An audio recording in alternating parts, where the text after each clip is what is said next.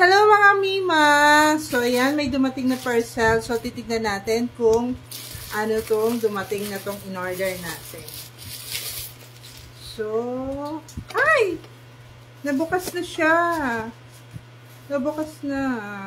Wait lang. Denture Cleansing Tablet. So, kung kayo ay may mga postizo or mga retainer, kasi sabi nila na parang madaming nagsasabi na hindi daw advisable na ang panlinis do sa mga denture or retainer is yung toothpaste. And pwede naman daw yung dishwashing soap. Pero ewan ko lang pa-research na lang kung pwede. Pero ito na lang talaga yung panlinis. Meron din ibang brand, kaya lang medyo mas mahal yun. So nakahanap ako na medyo mura-mura. Itong Lumarks, yan. Denture Cleansing Tablet. So, pwede rin siya sa, tawag dito, sa mga retainer. So, ganito yung laman niya. Yan. So, 5 ganito. Tapos, tablet siya yung nasa loob. Kasi, paubos na yung in-order ko. Yan. So, kaya nag-order na ako na uli.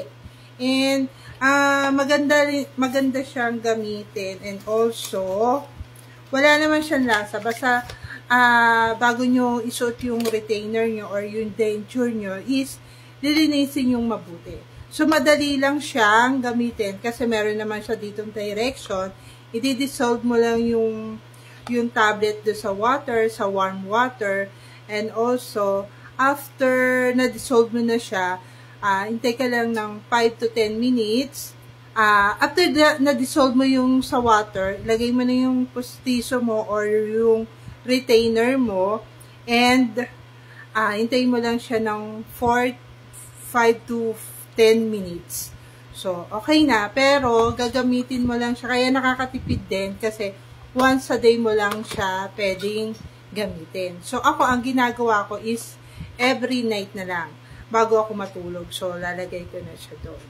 And then, pagkatapos mo, after 10 minutes or 5 minutes, hugasan mo lang ng maayos yung, yung denture mo or yung retainer mo. So, yun. Tapos, lagyan mo na siya sa rep.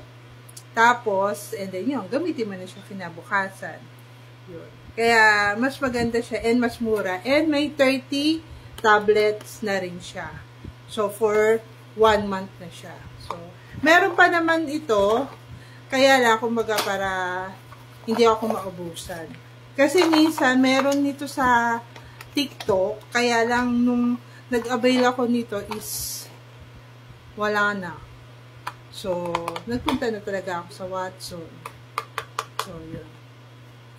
Kaya, yun lang. And James.